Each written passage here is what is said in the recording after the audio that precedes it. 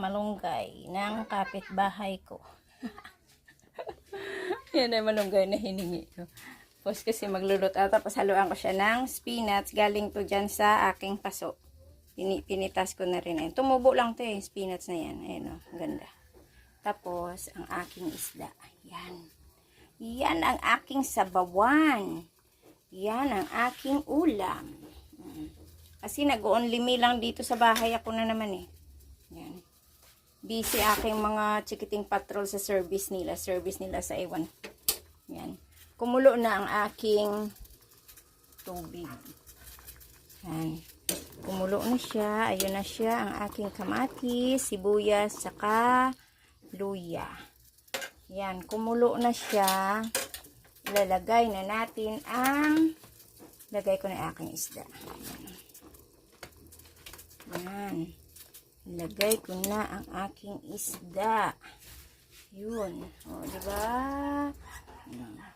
Hantayin ko lang kumulo. Mabilis lang naman maluto yan. Ayun.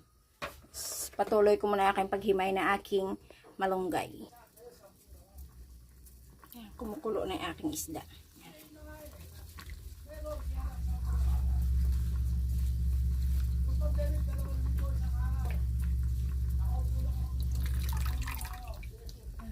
Ilagay na natin. Ilagay ko ng aking malunggay.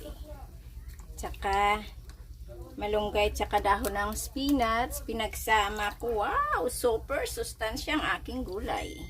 Diba no? Ano pa yan? Organic pa yan. Wala pang abono-abono yan. Kasi tumubo lang pusa yan sa ano.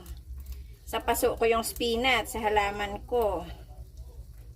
Tapos yung malunggay ng kapitbahay ko. Wala ding mga ara-abono yan. Diba?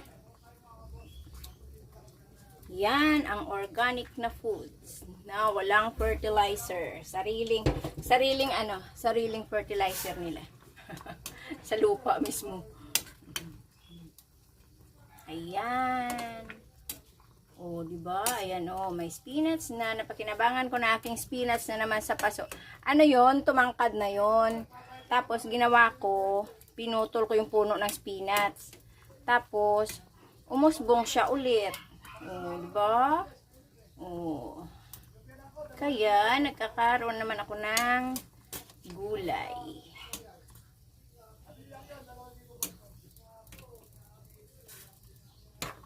Okay.